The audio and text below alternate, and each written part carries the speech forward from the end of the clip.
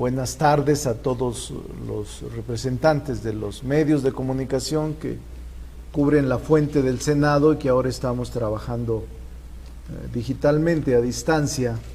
Me han llegado sus preguntas de esta conferencia de prensa de este 15, ¿es 15 de julio? Ya no sé ni qué, sí, creo que sí. Correcto. Bueno, Misael, voy a responderlas todas, aquí las tengo. Misael Zavala, del Heraldo de México, pregunta, saber si en las negociaciones para el periodo extraordinario se tomaron en cuenta la propuesta de la oposición para incluir la iniciativa del ingreso básico universal para la emergencia sanitaria. Estimado Misael, ayer conversé, lo digo abiertamente, con algunos grupos parlamentarios. Es muy precipitada meterla en el periodo extraordinario donde tendremos solamente 2 días para sacar aproximadamente 10 asuntos, si es que logramos el acuerdo y el consenso para convocar al extraordinario. Yo les he planteado que sí hay interés de la bancada, yo en lo personal coincido, y que tendríamos que armar una mesa de trabajo con mucha seriedad, en donde participe la Secretaría de Hacienda y la Secretaría de Economía, y todos nosotros para buscar de dónde sacaríamos los recursos para implementar este sistema novedoso del ingreso universal básico. Es decir, que todos nos comprometiéramos, porque lo contrario sería irresponsable simplemente establecerlo en la Constitución o en la ley sin fuente de ingresos. Por eso es importante abordarlo, discutirlo, deliberarlo, pero Morena está en toda la disposición de discutir, iniciar, y he planteado una mesa de trabajo de alto nivel para deliberar sobre el tema y lograr un acuerdo amplio sobre el mismo. Víctor Mayén pregunta, ¿ve factible que el bloque de contención acompañe a Morena en las modificaciones de la ley de presupuesto y responsabilidad hacendaria para reorientar el presupuesto en emergencias como la pandemia del COVID-19 y dirigir esos recursos a programas sociales? Yo creo que existe un espacio para intentar construir un consenso, sin duda. Hay 3 leyes que tienen que ver con presupuesto e ingresos. Esta ley de presupuesto y responsabilidad hacendaria, muy importante. La ley que extingue fideicomisos, también muy importante, porque el recurso podrá emplearse para enfrentar la pandemia, y la ley del INSABI, que tiene que ver con compras consolidadas en el exterior. Todas ellas me parecen fundamentales. Entonces, yo espero que sí logremos el consenso. 3 de ellas están en Cámara de Diputados, porque tratándose de presupuesto, siempre son de origen, Cámara de origen por disposición constitucional. Entonces, yo creo que sí podríamos lograrla. Las modificaciones a la Ley Federal de Presupuesto y Responsabilidad Hacendaria, creo que está muy consensada ya en Cámara de Diputados. Otra pregunta de el propio Víctor es, y si percibe si desde la derecha hay una campaña para desprestigiar a López-Gatell. Más allá de que si existe o no una campaña de desprestigio, creo que tenemos que reconocer que el papel del subsecretario es complejo, pues ha sido uno de los encargados, el vocero prácticamente, de lidiar con un fenómeno que para todo el mundo es conocido, era inesperado. Lo mismo ha reconocido que sobre la marcha lo he visto desempeñarse. Yo, en términos generales, tengo una muy buena opinión de López-Gatell. No ha sido fácil su trabajo, pero es un buen comunicador y sé que es un hombre honesto. Claro, las proyecciones, algunas de ellas no son exactas, y las cifras a veces son difíciles en la compaginación, pero percibo que en términos generales su comunicación ha sido correcta, sus recomendaciones han sido correctas y es un funcionario cuya valoración es muy alta por el presidente de la República, y es el presidente de la República el responsable directo laboral y políticamente de él, por lo que yo avalo lo que la decisión del presidente haya hecho, porque es su facultad. Gerardo Cedillo: ¿hay soberbia en la coordinación entre estados y federación para combatir la inseguridad luego del encuentro entre AMLO y Guanajuato? Al contrario, Gerardo, yo diría que este encuentro que se dio hoy por la mañana es una buena noticia. El que el gobernador haya rectificado y que en un principio hubiese no dado la atención correcta a las reuniones de seguridad y ahora vaya a asistir diariamente, habla de una rectificación. Pero me parece que errar en política es normal, corregir es actuar políticamente en beneficio de su pueblo, y celebro que el gobernador haya tenido un discurso y un mensaje cuidadoso, respetuoso, y que el presidente haya correspondido con ese lenguaje. Algunos pensaron que iba a haber un desencuentro, no, porque el presidente de la República tiene mucha autoridad moral. Algunos creían que no se iba a parar en aquel lugar por los problemas de inseguridad que hay, y el presidente fue a Irapuato y fue a Guanajuato con el ánimo de enfrentar este reto tan impresionante de la inseguridad. A mí en lo personal los dos discursos me parecieron correctos y habla de una frecuencia de diálogo entre el gobierno federal y los gobernadores. Y eso va a ayudar mucho, porque la coordinación va a servir para enfrentar con éxito esta grave problema de la inseguridad pública y la violencia. Gabriel Chantamila, del Sol de Zacatecas, pregunta cuáles son los candidatos a la presidencia de la mesa directiva y si el PAN tiene alguna posibilidad.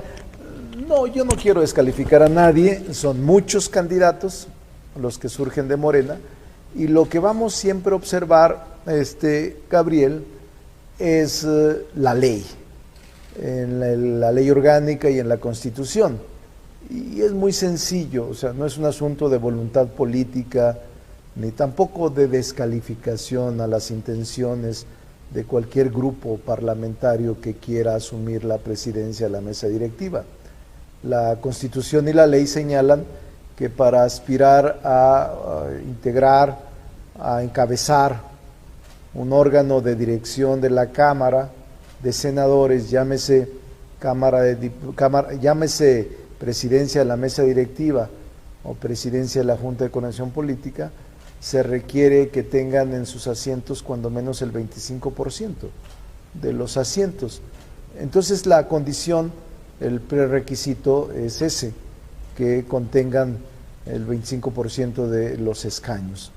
No es más que la ley, no es un asunto político, y por supuesto que Morena cumplirá con la ley y estará siempre dispuesto a dialogar con todos los grupos parlamentarios, pero es obvio que si la ley señala eso, Morena va a acatarla y va a observarla estrictamente.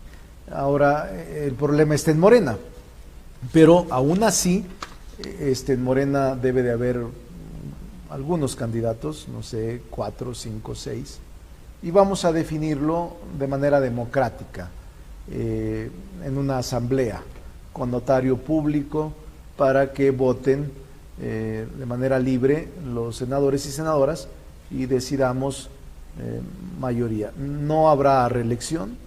Ha sido muy buena la presidenta de la mesa directiva, aplaudo su desempeño, la felicito, es una revelación para mí en su capacidad jurídica y en su talento en el manejo de la mesa directiva, pero nuestra tradición había sido no a la reelección y no será reelecta por decisión de ella. Ella misma ha señalado que no buscará la reelección, me lo comentó a mí, y esa la hace de una actitud muy encomiable a Mónica Fernández, por lo que le doy un abrazo, pero obviamente es escalonado, hombre-mujer, hombre-mujer.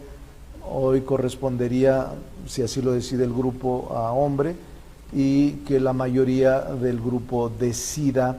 Pero además también tengo que hablar con los grupos parlamentarios distintos para ver qué están pensando y si nos acompañan o no en nuestro proceso. La elección es por mayoría, aunque tenemos mayoría con los aliados, a mí me gustaría que fuera de un gran consenso, como ha sido en los 2 años pasados la mesa directiva. Así es de que sí debe de haber muchos candidatos y candidatas. Vamos a ver qué pasa, pero no quiero meterme de ninguna manera a este proceso. Yo soy un voto de los 60, y el día que nos convoquemos lo voy a ejercer. A todos los respeto y a todas, y tienen el derecho de buscar ser candidatos y en su caso presidentes o presidentas de la mesa directiva. Así es de que de mí habrá solo respeto para todos. De las senadoras, a ver, déjeme decirle, aquí había otra que ya no la vi.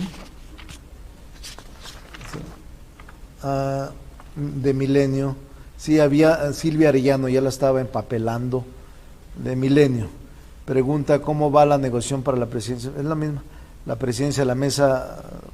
Morena ya definió, es de Milenio, ya lo dije, y dice, además, Silvia, dice, de los senadores que en el 2013 votaron a favor de la reforma energética, actualmente son gobernadores, diputados federales y alcaldes.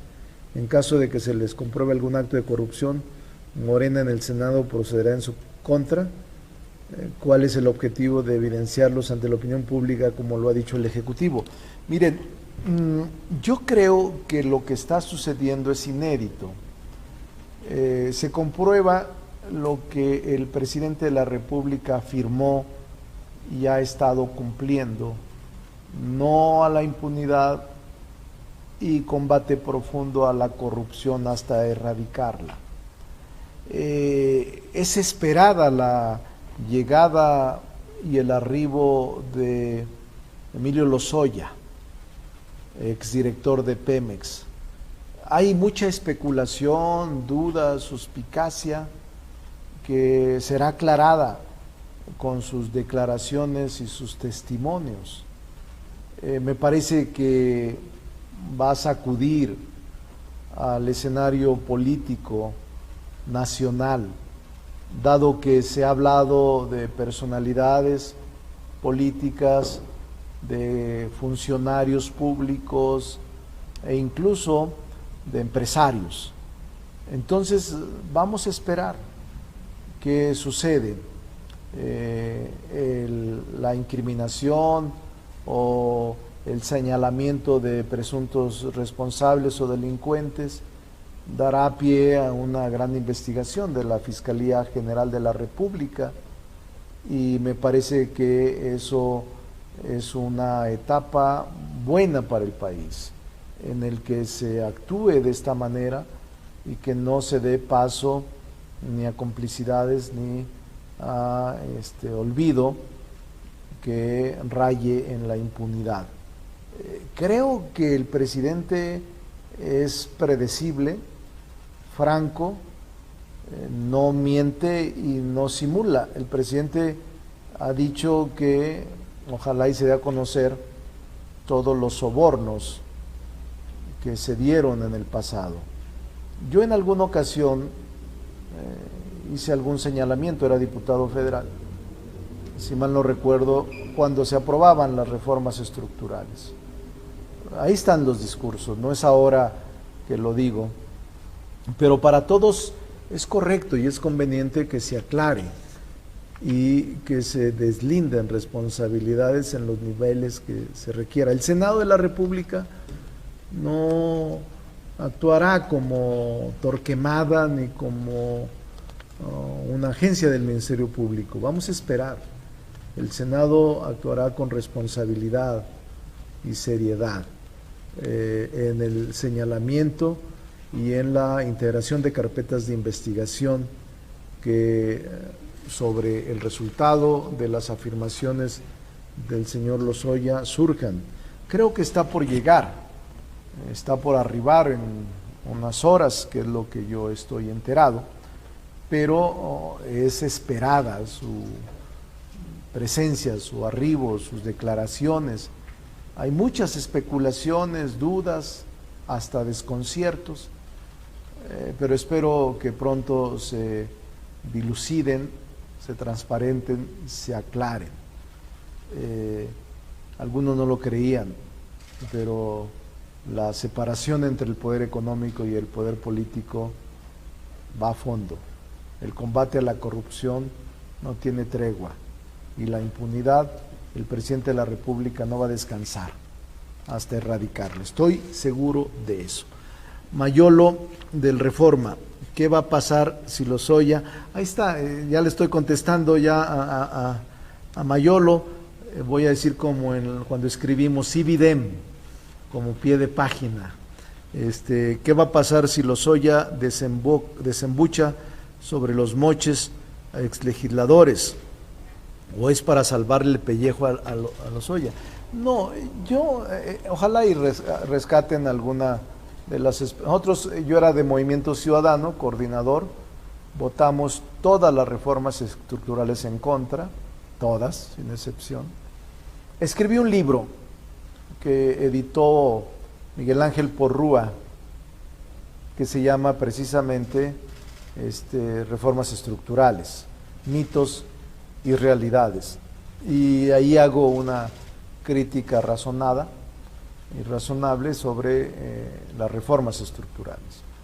Y fui testigo de muchas cosas en los corrillos, en los corredores, estaban las empresas, los cabilderos, eso no es malo, pero digo, se presumía de recursos económicos que ahora podremos darnos cuenta, estimado Mayolo, y que se complementa con la pregunta de Silvia.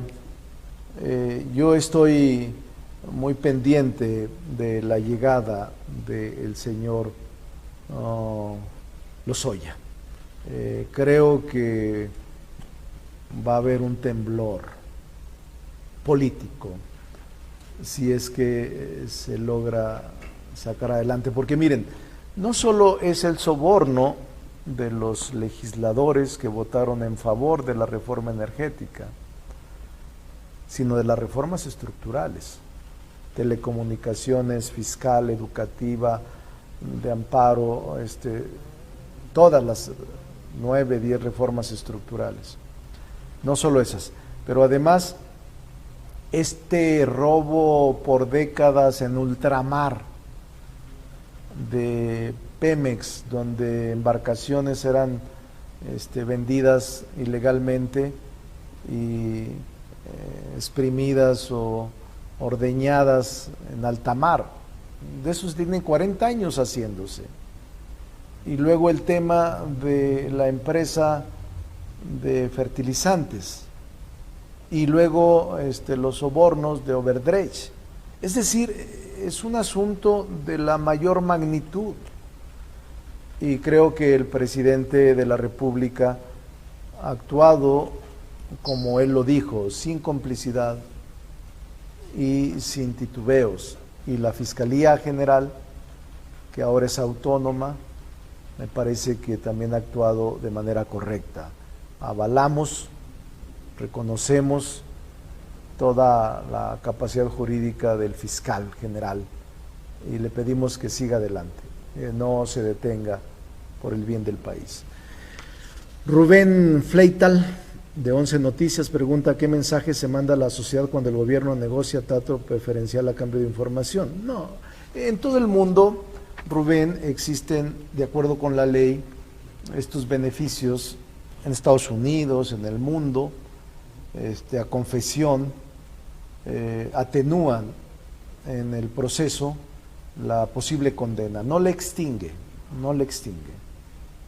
Creo que es correcto que se dé esta situación y es una decisión de Emilio Lozoya de considerarse o de sentirse que él no es el responsable de lo que pasó y que en cambio hay otros actores que fueron los beneficiarios de la corrupción o del manejo indebido o ilegal de recursos públicos, pero pues vamos a esperar y que la Fiscalía determine lo que proceda en derecho. Por eso es que es un tema clave. Ha habido muchos temas, ahorita deben ser 6 emblemáticos, muy fuertes, que en otros periodos sexenales sería impensable que sucediera así. Está, independientemente de su responsabilidad o no, dictada por un juez al final del proceso, pero está un abogado que está procesado o en proceso, está una exsecretaria del gobierno federal, una exsecretaria poderosa. Repito, no me pronuncio por su culpabilidad, todos tienen derecho a un debido proceso, simplemente que no están excluidos de la investigación. Está un empresario de Altos Hornos que todavía no ha sido extraditado, poderoso. Está un exgobernador de Chihuahua, también que fue extraditado. Está Emilio Lozoya y está un exsecretario de Seguridad Pública. Es decir, en otro tiempo era prácticamente imposible que se diera esto. 6, cuando menos, que son apenas la punta del iceberg, pero en otro tiempo nunca hubiese pasado. Y ahora lo de ellos, lo que está por ocurrir, hay que estar esperándolo. Claudia Flores de Televisa: la extradición, todo es de Lozoya, es increíble, pero bueno, todo lo contesto. La extradición de Lozoya es un logro para la justicia mexicana. Fíjese, usted usó la frase que yo dije, casi se la respondí antes sin verla, la punta del iceberg sobre la corrupción política en este país. Ya lo dije, Claudia, creo que es emblemático el tema y el caso de Lozoya. Si él habla lo que sabe, va a haber un estruendo, una sacudida, para bien del país, para bien del país. Nunca había ocurrido eso. Ojalá y esté decidido a hacerlo para abrir la caja de Pandora. ¿Qué políticos, dice, me pregunta misma Claudia, quiénes deben de preocuparse? Pues, como dijo el filósofo de Güemes, ¿quiénes deben de preocuparse? Los que tienen que preocuparse, pues los que recibieron recursos públicos, prebendas, privilegios, no sé, yo no me gusta hacerle al pitonizo, ni tampoco adelantar vísperas, ni hacer acusaciones facilonas. No lo sé. Vamos a ver qué sucede en la investigación. Dice, ya se manejan nombres de ex legisladores panistas y priistas que presuntamente están balconeados. No lo sé. Vamos a esperar, Claudia. Pero sí es un tema. Ya ven, de las 8 preguntas que vamos, 5 son de Lozoya. Vero Méndez de W Radio. ¿Qué piensa de la pandemia? Ya es otra. Ya la estamos superando, como dijo el presidente. Yo creo que la pandemia, el COVID-19 sigue presente. Está presente, Vero. Creo que va a tardar un rato todavía para dejar de preocuparnos de ella. Mientras no haya vacuna, medicamento, yo el círculo lo veo cada vez más cercano, de conocidos, de familiares, de amigos. Estoy preocupado, no lanzo las campanas al vuelo, no me alegra lo que está pasando. Me siento muy triste todos los días que escucho el número de decesos, cómo se va incrementando el número, porque no son números, no son cifras, son tragedias, son seres humanos, son familias. Y obviamente siento que estamos estacionados, pero no soy experto en salud. Y le dejo a los científicos que interpreten lo que está pasando en el mundo y en el país, que no es la excepción. Karina Aguilar, de 24 horas, ¿ha condicionado el PAN incluir este tema para aprobar el extraordinario? No. El PAN está planteando, es duro, su coordinador Mauricio Curi es un hombre en su papel de dirigente del PAN, duro, difícil.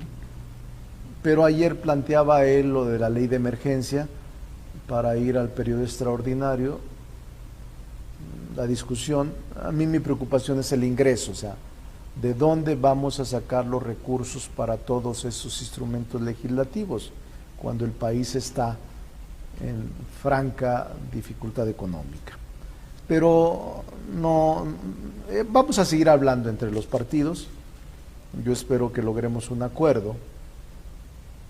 Espero, pero tampoco estoy obligado a lo imposible.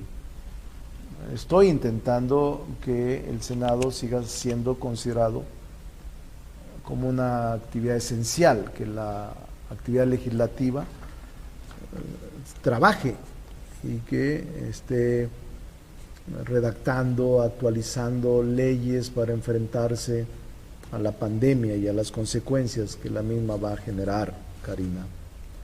Rolando Ramos, del Economista. El PAN promueve reformas al sistema de pensiones en México y ya dio a conocer su propuesta. Sí, miren, déjenme decirles esto, Rolando, porque es un buen tema. Dice Rolando, el PAN promueve reformas al sistema de pensiones en México y ya dio a conocer su propuesta. ¿Morena trabaja una iniciativa o esperará la propuesta del Ejecutivo? No, yo me he reunido ya con grupos de empresarios, con afores, con grupos de trabajadores. Me he estado reuniendo y vamos muy avanzados en el análisis. El próximo, creo que mañana o hoy, había una reunión sobre esto. Pero déjenme decirles que estoy enterado, porque le he dado seguimiento, que hay un grupo de expertos de los grupos económicos, de las cámaras, del Consejo Coordinador Empresarial, del sector obrero, en donde está participando los principales líderes, la CTM, la CROC, CATEM, todas las centrales obreras, están trabajando en una propuesta con Hacienda y grupos económicos, grupos obreros, grupos sociales. Creo que está muy acabada la propuesta y en los próximos días iban a presentarla. Me dicen que esta propuesta está consensada. No quiero adelantarme porque no quiero plagiar su propuesta. Quiero que ellas la presenten. La conozco, sé el contenido, pero no quiero adelantarme porque si no, pues les digo, esta es la propuesta de Monreal, cuando es propuesta de un grupo colectivo de distintas orígenes. Entonces voy a esperar que ellos la hagan formal y luego ya nos metemos al estudio, pero es un tema impostergable. He escrito sobre eso, pero es muy buena todas las preguntas, pero esta Rolando Ramos es un tema muy importante, muy importante. Gerardo Segura pregunta, ¿cuál es su opinión de la estrategia de López-Gatell? Ya lo dije, Gerardo, siento que está... y si está en favor del ingreso básico también lo dije. Yo en lo personal, Gerardo, creo que llegó el momento de discutir con toda seriedad el ingreso básico universal. Por cierto, no debe de ser postulado, por eso hablo con toda seriedad. La Ciudad de México, en su constitución local, revísenla, ya se contempla el ingreso básico universal. Sin embargo, como no se concedieron recursos, no se determinaron recursos, es un postulado en la Constitución. Yo no quisiera que fuera eso, sino que se revisara con Hacienda y con el gobierno como poderes toda la política social, que por cierto, la política social en México se ha venido reforzando en los últimos 2 años con el presidente López Obrador. De 30,000, 40,000 millones de pesos pasó a casi 350,000, 10 veces más. Y la política social se profundizó en este gobierno. Y por eso creo que el ingreso básico universal, que es de regímenes socialdemócratas, más de izquierda, y que ahora la han abrazado todos, qué bueno, porque todos coinciden, pero sí yo he planteado una discusión seria, no precipitada, no al calor de la disputa política, sino revisar los ingresos. ¿De dónde se pueden obtener recursos? Solamente 3 vías. Austeridad, que está en su límite, austeridad republicana, que el gobierno se ha reducido a su máximo. 2, nuevos impuestos. Y 3, deuda. No hay de otra forma de obtener recursos para financiar estos programas. Entonces, impuestos no quiere el presidente proponer, es una situación que el legislativo debe de decidir si vamos o no a nuevos impuestos, no estoy convencido. Deuda, el presidente tiene experiencias y el pueblo de México desagradables como el Fobaproa, de que se endeudaron privados y pagamos todos la deuda. Y austeridad pues ya está en el límite, no tenemos mucho para dónde hacernos y por eso es que hay que actuar con responsabilidad. Pregunta, esta es la que me dijo Gerardo y tengo otras. Pásenlo allá, es que ya tengo gente citada. Karina Aguilar dice, pedirán al gobierno de la Ciudad de México que retiren las mantas de marihuana que están en el Pasteur. No, vamos a actuar con tolerancia, pues ellos tienen su facultad, ellos lo pueden hacer aunque nosotros no lo pidamos, pero yo siempre he sido muy tolerante. Espero que pronto resolvamos el tema del uso de la despenalización de la marihuana. Juan Arbizu, el Universal informó hoy que los estados han recibido 18,000 de recursos federales como efecto de la pandemia en la recaudación. Yo creo que hoy el presidente lo contestó. Dice el presidente que no le debe nada a los estados y municipios y que se aplica estrictamente la ley de coordinación fiscal. Yo tampoco me niego a que pueda incluso lograrse una discusión a fondo del pacto federal. Yo fui gobernador y lo planteaba como una urgente revisión con Vicente Fox siendo presidente de la República. ¿Por qué cambiaría mi opinión ahora que gobernamos? La revisión del pacto fiscal, tarde que temprano, se tiene que hacer. Pues muchas gracias a todos y a todas, y yo estoy atento y pendiente cuando quieran. Cuando ustedes quieran una conferencia o que platiquemos, nomás díganle a Paris, yo estoy listo, siempre a la orden de los medios de comunicación. Saludos a todos. Muchas gracias. ¿Cuál